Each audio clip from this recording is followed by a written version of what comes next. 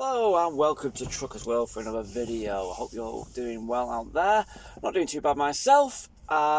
Work still continues for me on an agency, working for the same company I've worked since October. Very well renowned courier company. Yeah, it still continues, so I'm quite happy with that for now. So today's video is something I'd like to do maybe every 2 weeks, give or take. And it's basically, I'm just going to give you a breakdown of my daily work. What I've done on a particular day from start to finish. Okay, now bear in mind this is a simple 8-hour shift here. Obviously many other places far busier, and obviously you get more done in your day, but I'm going to try and just break down to do everything what I've done. That way you get it in maybe an 8-minute video rather than watching maybe a 5-hour video. I do apologise for the lighting on this camera. It's really bad. It's not really that bad lighting either. It's very overcast, but yet the lighting is shocking. So it's just my phone, unfortunately. Maybe when I get rich I'll get a better phone, but there you go. Right, so yesterday, Monday. So first of all, came in, and what we all do, we all sit in the canteen. So we give our driver card to the transport manager. There you go. He sorts that out, and we go through to the canteen, sit with the other drivers, and we wait for all the warehouse staff to finish. So once they finish, more often than not, keys get brought in. So transport manager or somebody associated with the transport team will come through and start handing out keys. Okay, they're your keys. You'll be told what round you're doing. Usually that's done only once a week, Monday, but sometimes rounds can change throughout the week. Okay. And of course you'll be given a depot key as well. Okay, I won't go too much into that really because you don't really need them. But so you're given your sheets, you fill out your sheets. We do a vehicle check on paper, and we also get a log sheet as well. It's nothing too difficult. I would show you if I've got one here spare, but it's just basically indicating, you know, where you've been, how many pallets you've dropped off, that kind of thing basically. Okay, so after that you go to your van. You'll know what bay you're on. It's a big place where I'm at, and you do your vehicle checks. Okay, nice vehicle check, and of course that takes you what, 15 minutes, 20 minutes, give or take. Once you've done that, you go back into the office, get it signed. So you get your paper signed. A lot of companies don't do that. You might submit them or whatever it is, but we get them signed.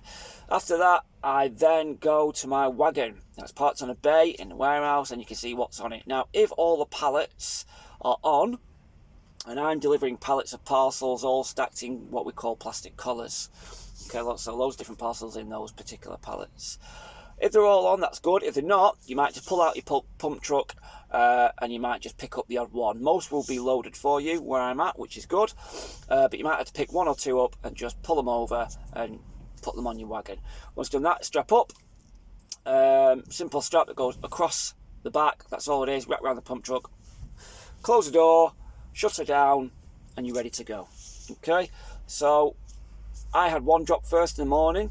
About, I would probably say on a normal run without traffic, I would probably say from where I'm at, it was probably 25 minutes, but with traffic it comes up to almost like double at times. So you're looking at maybe 35, 40 minutes, 45 minutes, who knows. Probably it took me a little bit less than double, so I'll probably say about 40 minutes, 35 minutes with traffic. Had about 6 or 7 pallets to drop off there, backed up to the door.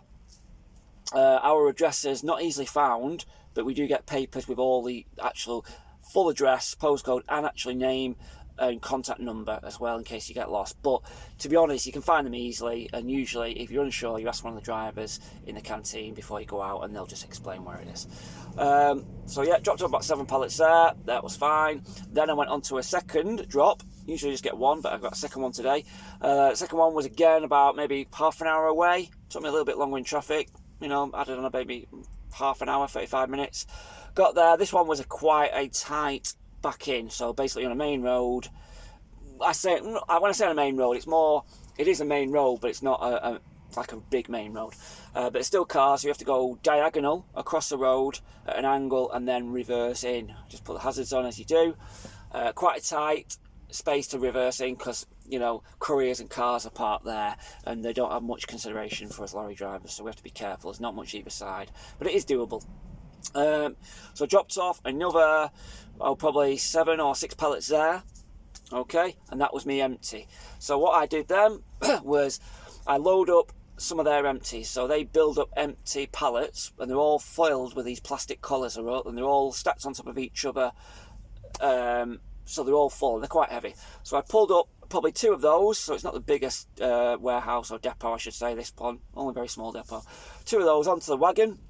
Now with the tail lifts, they're okay tail lifts, don't get me wrong, but because obviously your pump truck and the pallet, you almost have to come on at an angle. It's difficult to explain this, but you come on almost diagonally on an angle and you pull it, so you're almost at an angle with a pallet, and then you can press a button to go up.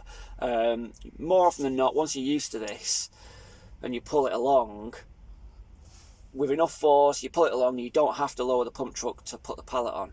A lot of the times, you have to pull a pallet on, lower it to make sure it's stable, and that's the safest thing to do. But with my experience now, you get used to pulling them on an angle, immediately pressing the button, and that raises it up, and it's generally stable enough. Just saves a few seconds, I guess, pulling the pump truck up and down. So I loaded 2 of those, strapped up, and then I drove to somewhere where I could take a break, because now my job is now to wait for the depot I've just dropped off at, the latter one, to basically scan all their parcels.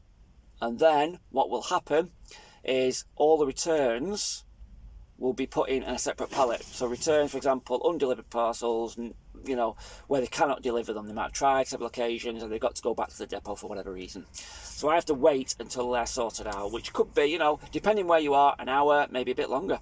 So I'll park up, have my break, twiddle my thumbs for a little bit, make a video like this, and then about maybe 10:30ish, give or take, I'll go back and I'll load up.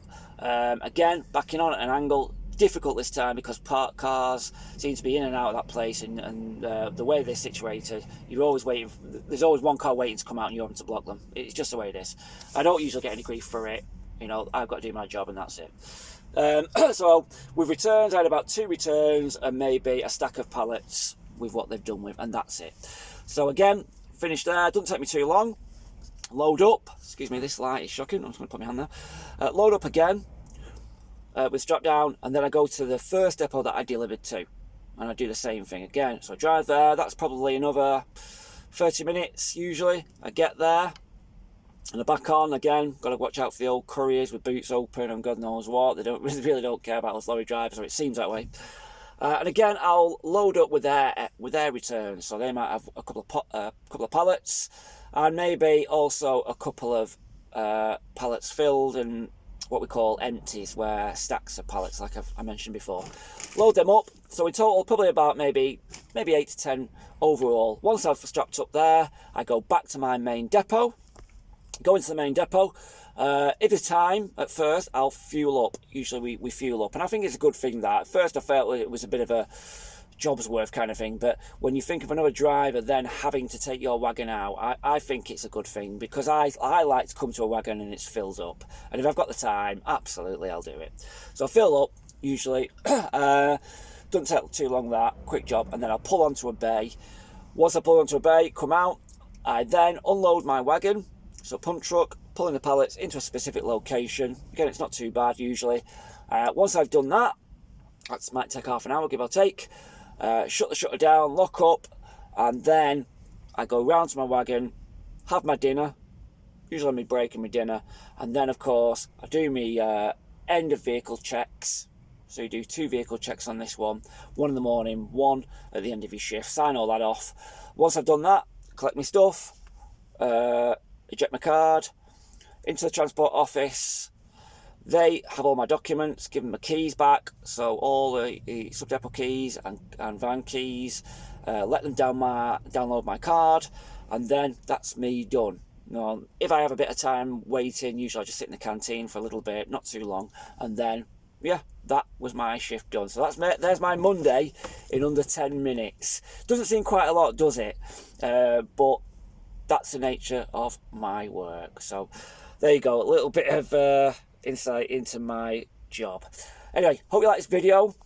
Plenty more to come as well. Thank you for all the subscribers. Going to continue to build these videos up, hopefully. And of course, guys, if you've got any questions, by all means, ask me. And if I know where I can help, I will do. Okay? So thanks again, and keep on trucking.